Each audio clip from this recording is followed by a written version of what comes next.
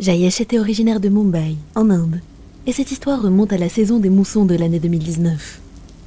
Il venait tout juste de terminer ses études et avait prévu de passer le reste de ses vacances dans son village natal. Son village se trouve dans la région côtière occidentale de l'Inde, connue sous le nom de Konkan. Sa famille possède une maison ancestrale dans ce village, bien qu'ils habitent loin en ville. Ils ne visitent cette maison que lors d'occasions spéciales, comme les fêtes. Cette fois-ci, ses parents, occupés par leur travail, n'ont pas pu l'accompagner, mais il était en compagnie de ses amis de l'université, Rahul, Brin et Payal. Ses parents ont accepté, bien que réticents, de le laisser partir en lui faisant promettre qu'il ne ferait pas de bêtises. Jayesh leur a expliqué qu'il était désormais adulte et accompagné d'amis. Après une journée complète de trajet en train, ils ont finalement atteint leur destination.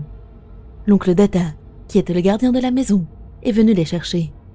Le père de Jayesh l'avait appelé 2 jours auparavant pour qu'il prépare tout leur séjour. Ils sont arrivés à la maison en fin d'après-midi, déjà fatigués par leur long voyage. Ils étaient invités à dîner chez un autre oncle de Jayesh, et Datta les y a accompagnés. Après avoir mangé, ils ont discuté pendant un moment. Le temps filait si vite qu'ils ne se sont pas aperçus qu'il était déjà minuit. Jayesh et ses amis étaient prêts à rentrer, mais son oncle leur a proposé de passer la nuit chez lui, puisqu'il était tard et que c'était la nuit de la nouvelle lune, ce qui signifiait qu'aucun rayon de lune ne les guiderait dans l'obscurité. L'oncle Datta a expliqué qu'il était dangereux de sortir à cette heure, car de nombreux animaux et autres créatures rôdaient dans le noir. Jayesh a accepté à contre-cœur, et l'oncle leur a installé des matelas au sol pour dormir. La température était agréable, si bien que Jayesh s'est endormi rapidement, mais vers 1h du matin, il a été réveillé en sursaut par le bruit d'une porte qui grinçait en s'ouvrant. Il a aperçu son oncle sortir avec une lampe torche à la main, enveloppée dans un châle. Ce dernier a refermé la porte doucement derrière lui pour ne réveiller personne. Jayesh a pensé qu'il se rendait aux toilettes, qui étaient situées à côté de la maison.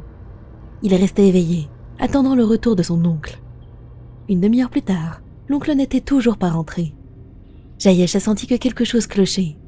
Ses amis dormaient profondément, et il craignait qu'en les réveillant, il ne provoque un mouvement de panique. Il s'est alors tourné discrètement vers Brin, et l'a appelé doucement. « Brin, réveille-toi !» Brin dormait toujours. Alors Jayesh l'a secoué légèrement et a dit d'une voix un peu plus forte. « Réveille-toi, il se passe quelque chose d'anormal !» Brin a aussitôt ouvert les yeux et s'est tourné vers Jayesh. Ce dernier a posé un doigt sur ses lèvres et a chuchoté. « Chut, ne fais pas de bruit, sinon tu vas réveiller les autres. Quelque chose cloche. Oncle n'est toujours pas revenu, cela fait maintenant 1 heure. » Brin, à moitié endormi, a répondu. Il avait sans doute quelque chose d'important à faire dehors. « Mais quelle tâche urgente aurait-il à faire en pleine nuit ?» a répliqué Jayesh, inquiet. Sans dire un mot de plus, Jayesh s'est lentement levé et s'est dirigé vers la porte. Brin s'est assis, le regardant, perplexe quant à ce que faisait son ami. Jayesh a attrapé une lampe torche posée sur une table près de la porte, puis l'a entrouverte délicatement.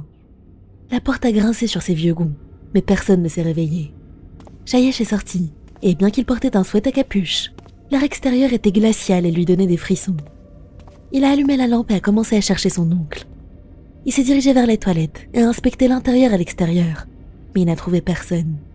Dehors, tout était plongé dans le froid et l'obscurité, avec pour seul bruit ceux des grillons et des grenouilles qui rompaient le silence.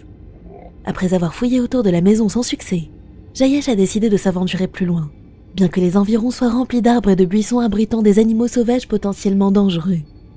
Il a avancé lentement, scrutant attentivement les environs avec sa lampe torche. Peu après, Jayesh a atteint les rizières de sa famille, pensant que son oncle pouvait s'y trouver. Le haut des herbes masquait ses jambes, et il avançait prudemment, veillant à ne pas marcher sur quelque chose de dangereux. Lorsqu'il a atteint le milieu du champ, Jayesh a appelé. « Mon oncle, tu es là ?» tournant son faisceau de lumière dans différentes directions. Il a appelé 2 fois, mais aucune réponse n'est venue. Soudain, il s'est immobilisé en réalisant que les sons des grillons et des amphibiens avaient cessé, plongeant l'endroit dans un silence de mort. Cela signifiait souvent qu'un prédateur était dans les parages. Il a entendu des bruissements dans l'herbe autour du champ. Il a orienté la lampe vers l'endroit d'où venait le bruit et a aperçu l'herbe qui s'agitait. Dans un geste irréfléchi, Jayesh a ramassé une pierre et l'a lancée dans cette direction. Lorsque la pierre a touché le sol, les bruits se sont stoppés. Il s'est approché pour voir s'il avait blessé ou effrayé un quelconque animal. Mais sans crier gare, un sanglier sauvage lui a foncé dessus et l'a renversé au sol. C'était une embuscade et Jayesh était tombé droit dedans. Il ne pouvait pas lutter, n'ayant aucune arme à portée, tenant seulement sa lampe. Le sanglier était menaçant et Jayesh était terrifié. La peau noire impénétrable de l'animal était couverte de poils. Ses défenses acérées prêtes à déchirer chair et peau et ses yeux jaunes brillant dangereusement dans la lumière de la lampe. Il s'est redressé, figé par la peur. C'était la première fois qu'il se retrouvait nez à nez avec un sanglier. Ses parents l'avaient pourtant averti de ne pas s'en approcher. Le sanglier était furieux, provoqué par la pierre que Jayesh lui avait lancée. Quand il a essayé de se lever, le sanglier a poussé un cri strident qui lui a percé les tympans. Puis, soudain, il a entendu le son d'un tambour venant de quelque part, et ce bruit se rapprochait. Les villageois utilisaient ces instruments pour chasser les sangliers et les oiseaux des champs. Le sanglier a reculé d'un pas, puis a pris la fuite. Jayesh, trempé de sueur et pétrifié de terreur, a senti le soulagement l'envahir en le voyant disparaître. Il s'est redressé, et en se retournant, il a aperçu une silhouette sombre à quelques mètres de lui. La silhouette portait un châle autour de son corps, tenant un tambour d'une main et une lampe de l'autre.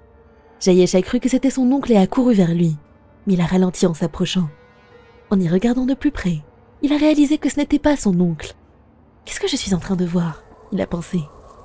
La silhouette mesurait au moins 2 mètres de haut, enveloppée d'un châle brun, avec des mains musclées, pâles et grises. Là où aurait dû se trouver un visage, il n'y avait qu'une obscurité profonde avec 2 points lumineux bleus à la place des yeux. Il est resté figé de stupeur et de peur. Il a lentement reculé, mais la silhouette a parlé d'une voix profonde et résonnante. « Rentre chez toi. » Et immédiatement après, Jayesh a perdu connaissance. Le lendemain matin, il s'est réveillé dans la maison de son oncle, entouré de ses amis, de son oncle et d'un médecin. Avant qu'il ne puisse dire quoi que ce soit, son oncle lui a expliqué qu'un villageois l'avait trouvé inconscient près des champs. Il savait qu'il avait disparu, et tout le monde le cherchait. Jayesh a raconté à son oncle qu'il était parti à sa recherche, et lui a raconté sa rencontre avec le sanglier qui lui avait presque coûté la vie, puis l'apparition de la mystérieuse silhouette. Son oncle a expliqué à Jayesh et à ses amis que cette figure était un gardien. Selon lui, ce gardien est une entité protectrice qui veille sur les champs, les préserve des intrusions indésirables et des animaux sauvages, et leur apporte fertilité et prospérité. En échange de cette protection, les villageois cassent une noix de coco à l'entrée des champs chaque nuit de nouvelle lune, comme offrande pour le gardien. L'oncle a aussi précisé qu'il s'était justement rendu au champ cette nuit-là pour accomplir ce rituel. En entendant cela, Jayesh et ses amis étaient sous le choc, ne sachant pas s'ils devaient y croire ou non. Mais ce qu'il avait vu cette nuit-là ne laissait aucun doute et l'a rendu croyant. Jayesh a pris conscience qu'il existe bien des entités autour de nous, certaines venues pour détruire, d'autres pour protéger.